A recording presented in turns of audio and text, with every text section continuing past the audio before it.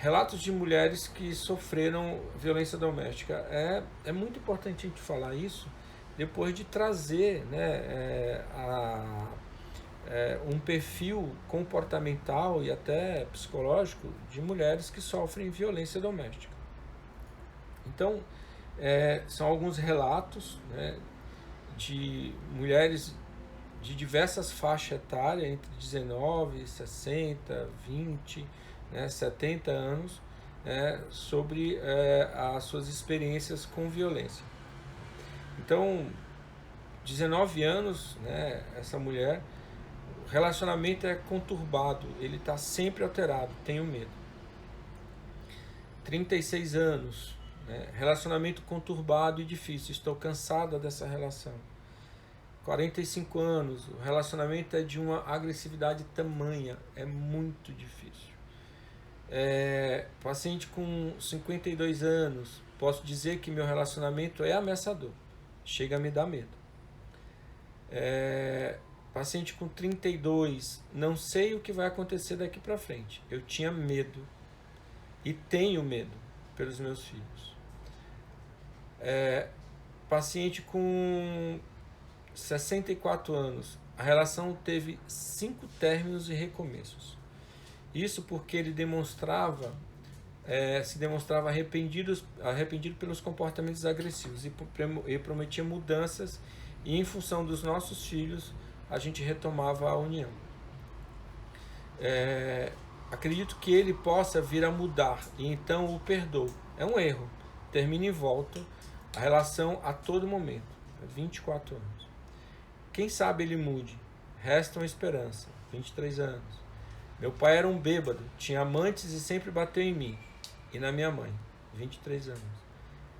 Frequentemente meu pai agredia fisicamente minha mãe e ainda fazia o uso de bebida alcoólica.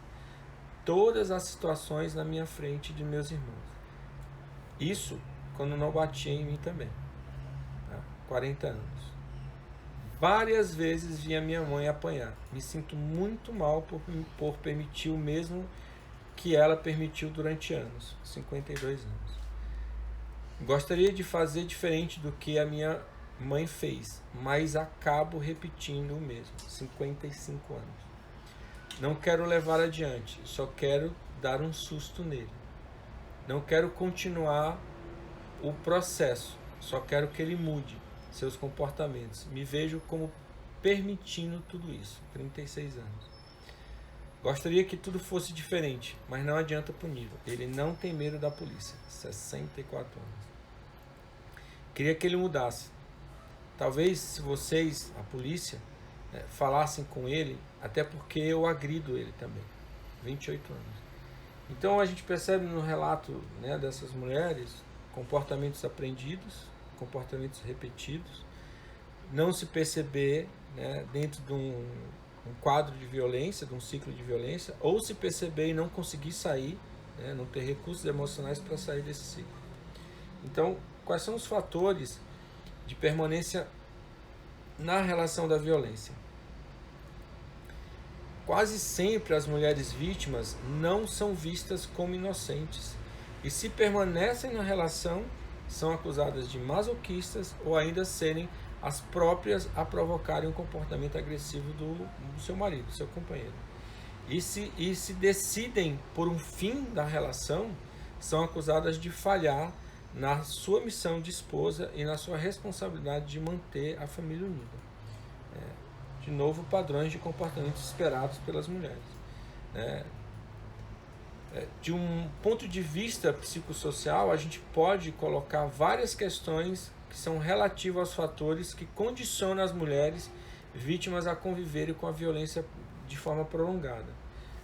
Um número considerável de casos, de situações de violência extrema, eles começam no namoro, né, se mantém no casamento e se prolonga após a separação ou divórcio. Lembra que a violência, ela não é ao acaso, né? Porque dentro do ciclo da violência ela não é ao acaso, né? A violência ela começa no relacionamento inicial, que é o namoro.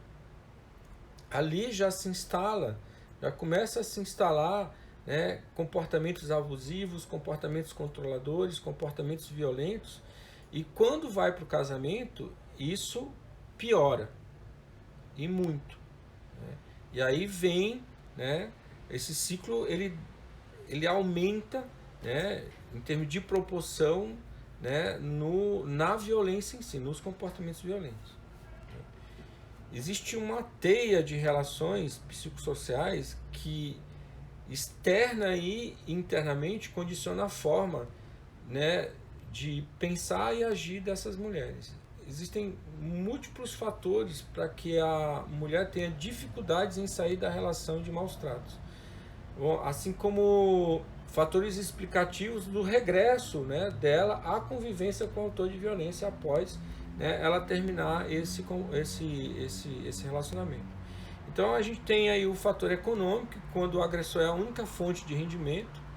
A gente tem os aspectos cognitivos e ainda os emocionais, né? Dentro desses últimos, a gente pode citar o enamoramento da mulher, a dependência emocional da mulher, as crenças, né, características, as crenças aprendidas por ela, né, e padrões de comportamento aprendidos por ela, e as características de personalidade e sintomas, né, psicopatológicos da vítima. No entanto, as duas últimas que a gente citou, que eu citei, devem se considerar mais como consequência dos maus tratos sofridos, né, do que como um fator predisponente à manutenção da violência. Se a gente se referir às características do autor da violência, que dependendo aí do tipo de personalidade dele e suas condutas, podem também influenciar aí a tomada de decisão da vítima continuar nesse relacionamento abusivo, nesse relacionamento violento. Segundo a Organização Mundial da Saúde, o fator cultural também é uma característica associada à violência doméstica do parceiro e favorece a permanência da mulher na relação agressiva, né? Na relação violenta, na relação abusiva. O maior risco de agressão normalmente está em sociedade nas quais o homem detém o poder econômico e decisório frente aos demais residentes da casa, do domicílio. As razões que justificam a passividade feminina são várias, mas a gente relata de novo porque é importante. A dependência econômica ou de outra natureza relativa, né, ao agressor, os filhos pequenos,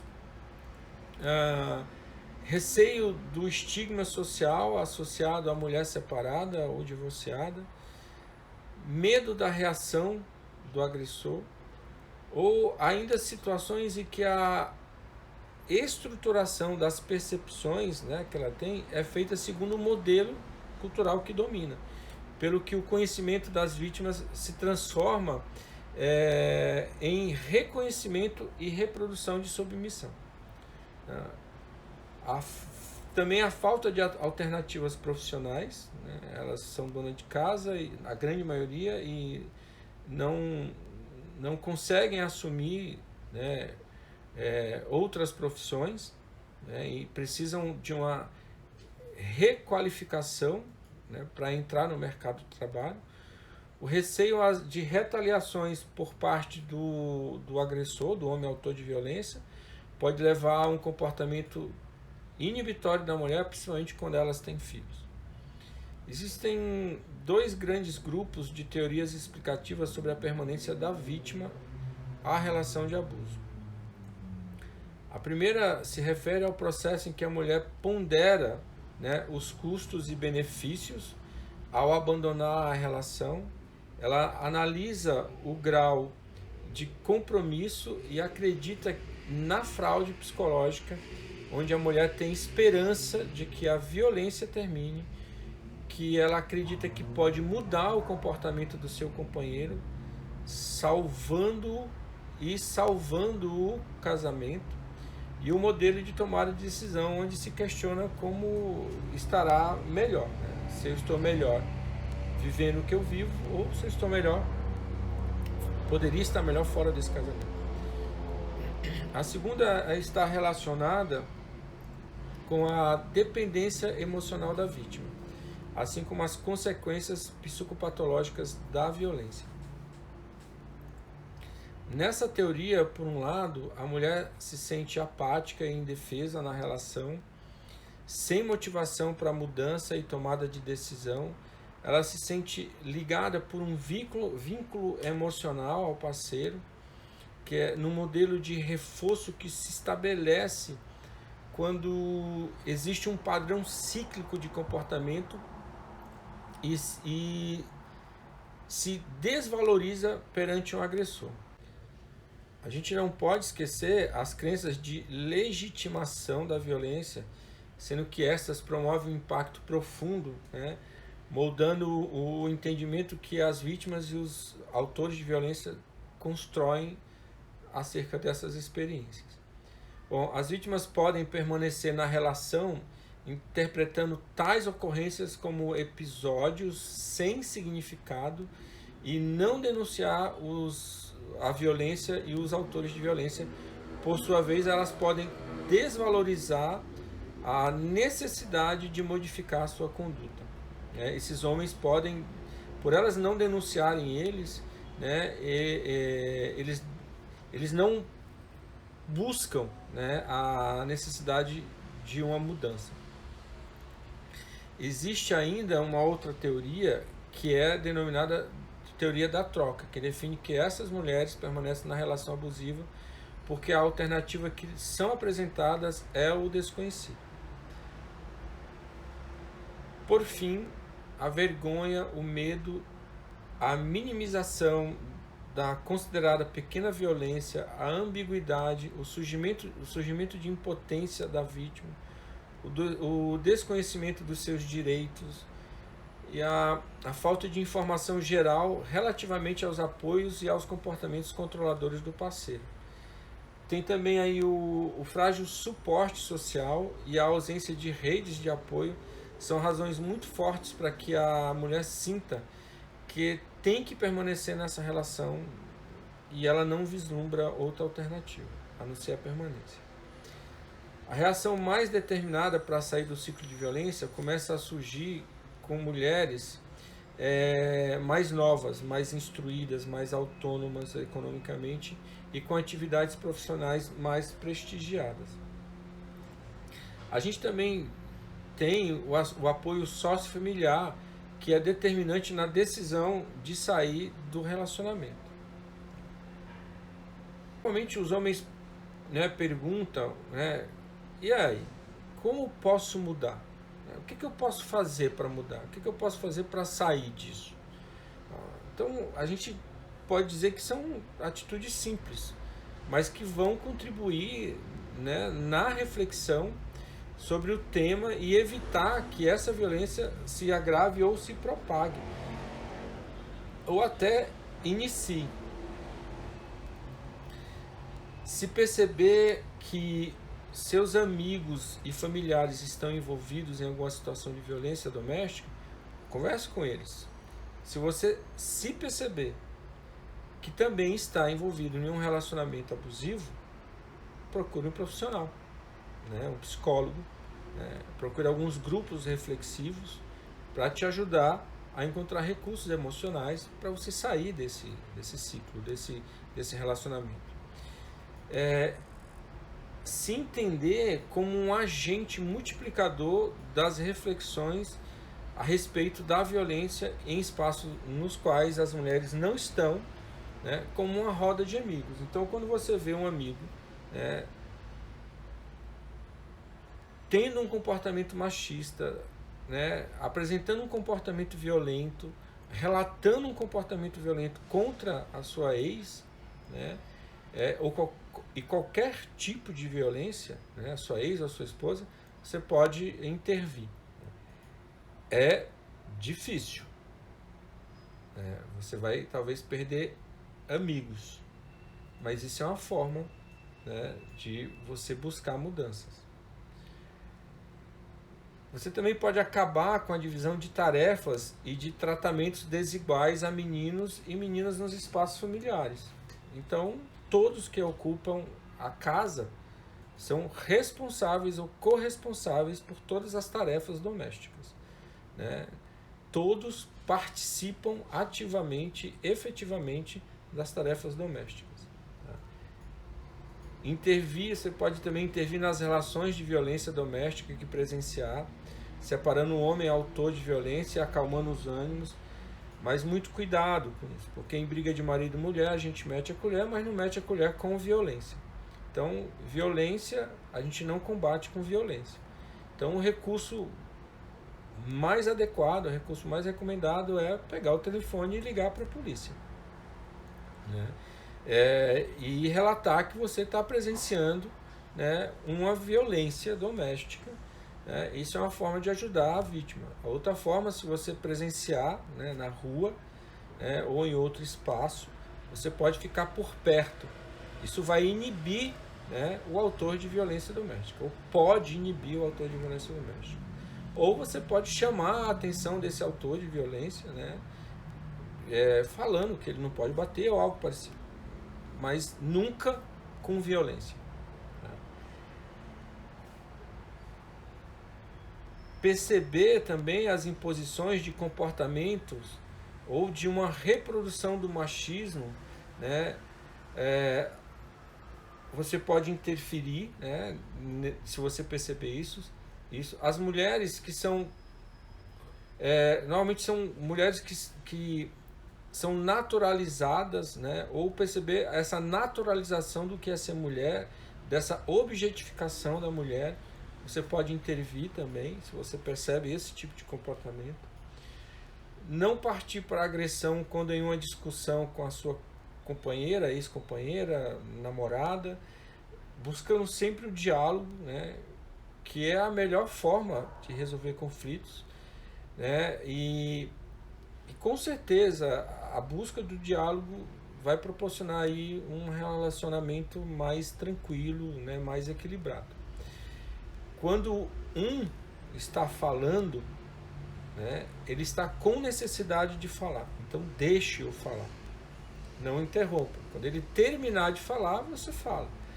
Mas lembrar que, né, nós homens não fomos ensinados para um processo, né, do diálogo. Então a gente tem que aprender essa habilidade de escuta, né, e de diálogo. Então é muito importante a gente buscar, nesse momento, se eu não consigo, né, entrar num processo de diálogo, buscar apoio, ajuda, né, através de terapia. Tem também as possibilidades de masculinidades positivas que a gente elenca aí. Bom, que é uma masculinidade positiva? É um termo que se refere às identidades, né, conhecimentos, atitudes, práticas, né, masculinas que não são prejudiciais à própria pessoa e nem às outras pessoas, né?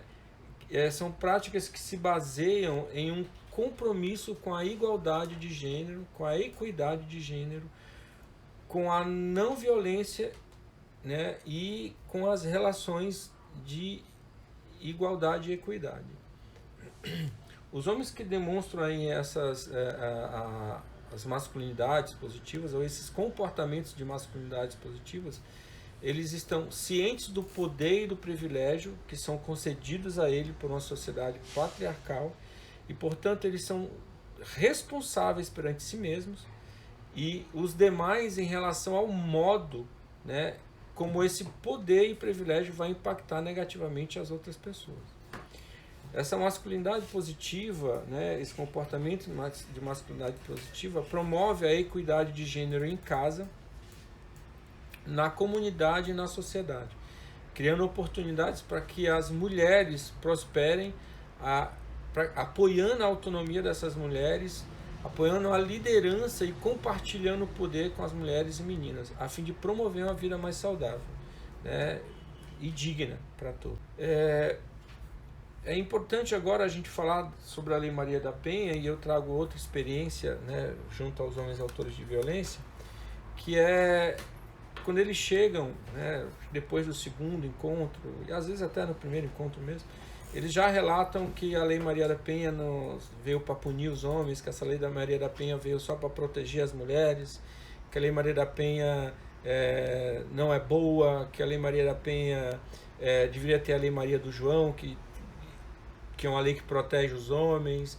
Então eles distorcem, né, e não entendem a Lei Maria da Penha. Realmente a importância da aprovação da Lei 11.340 de 2006, né, foi a contribuição ao debate sobre a violência doméstica que se espalhou pelo país inteiro e mostrou aí a gravidade, né, da violência doméstica e a invisibilidade dessa violência, que até então ela não era conhecida. Na verdade, ela não era comentada, mas era de conhecimento da população, né, mas não era percebida como violência, porque ela era normatizada. Então era normal você ver o marido batendo na mulher, né? Você vê violências domésticas, era normal, né? Era de conhecimento de todos, né? Mas era normatizada. Diferente do que muitas pessoas pensam, a Lei Maria da Penha, ela não tem como objetivo principal prender os homens, punir somente os homens. É lógico que a lei, como lei, né, eles são obrigados, né, a responderem judicialmente pelo um ato, né, de quebra de norma da lei. Mas a Lei Maria da Penha, ela prevê a criação de grupos socioeducativos e reflexivos para os homens considerados autores de violência doméstica, né? Então, esses grupos eles vão discutir temas relacionados ao cotidiano desses homens, ajudar eles a refletirem sobre os sofrimentos emocionais, né, e mentais decorrentes das pressões dos papéis sociais que eles ocupam, né, e que se sentem obrigados a seguir, né? Os grupos reflexivos eles servem para criar um espaço em que os homens possam expressar e discutir ideias e seus sentimentos. Os grupos socioeducativos, eles são... na verdade, o grupo socioeducativo é a iniciativa de maior sucesso para se trabalhar com homens autores de violência doméstica. E os números, eles falam por si só, porque ainda que existam poucas pesquisas sobre a metodologia, a reincidência prática, né, de violência dos homens, né, que passaram pelos grupos socioeducativos e reflexivos, essa reincidência caiu de 75% para 5%. Mas, infelizmente, mesmo com esses dados, né, apenas 11%, né, da sociedade, das pessoas que foram pesquisadas, defendem a existência dos grupos de reeducação, né, os grupos socioeducativos, sejam usados aí como medida jurídica, né, diretamente com os autores de violência. No projeto Tempo de Despertar, a gente tem dados de que no início do projeto a gente tinha aí 65%, né, de reincidência. Depois de alguns anos o projeto funcionando, essa reincidência passou a 2%. É lógico que esses dados que a gente tem de reincidência à violência são dados frente aos boletins de ocorrência. Então a gente sabe que o homem que passou no grupo, né, socioeducativo e reflexivo do Tempo de Despertar, né, ele não reincidiu na violência porque não tem um novo boletim de ocorrência. Tá? Então essa é a nossa medida de efetividade, né, da existência do grupo frente a esses homens. Tá? A gente tem uma escassez muito grande de mão de obra, né, de pessoas preparadas para conduzir os grupos, né, socioeducativos e reflexivos. E a gente também tem pouco apoio da sociedade. pois a sociedade acredita que a punição ainda é o melhor caminho, né? A gente não acredita nisso, né? A gente acredita que esse processo socioeducativo e reflexivo é o melhor caminho para ressocializar esses homens, né? E proporcionar a quebra do círculo de violência doméstica. Muitos homens, ao participarem, eles relatam, né, ao participar do grupo socioeducativo reflexivo, eles relatam que descobriram que aquela violência também prejudicava eles, né, e que prejudicou, né, porque levou eles até, né, até um grupo socioeducativo reflexivo, né, mas levou ele a cometer um ato violento e a responder por lei, né, por esse ato. Além de que essa violência cometida era um reflexo de um aprendizado de comportamentos que eram equivocados e ensinados para ele na infância. A ideia do grupo socioeducativo e reflexivo é dar voz aos homens para que eles possam criar uma forma, né, de vivenciar essa masculinidade, né, ou essas masculinidades sem violência. Os homens que passam no grupo Tempo de Despertar, né, dentro da minha experiência com o grupo,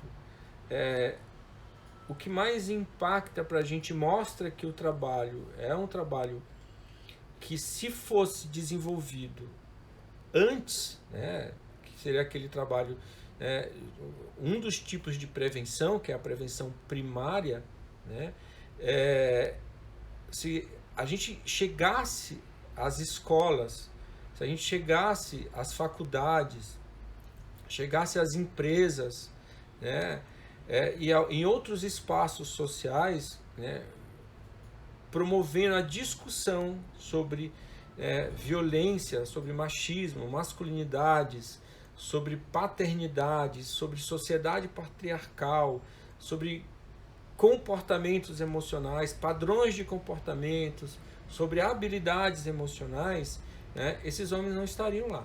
A fala que impacta a gente é quando vem no terceiro, quarto, quinto encontro, vai depender aí da capacidade de reflexão desse homem, da capacidade de abertura desse homem para um processo reflexivo, é quando ele fala: se eu tivesse tido essa aulinha antes, hoje eu não estaria aqui. Então a gente percebe, né, nessa fala a importância de um trabalho anterior, né, a esses homens. Para terminar, né, eu trago uma frase do Freud, né, que ele fala que existem 3 formas de adoecer: das agressões da natureza, das doenças hereditárias e das relações entre os seres humanos, sendo que esta última é a mais perversa. Então, eu agradeço vocês por assistirem, por participarem dessa jornada comigo, né? Sou muito grato. Até breve.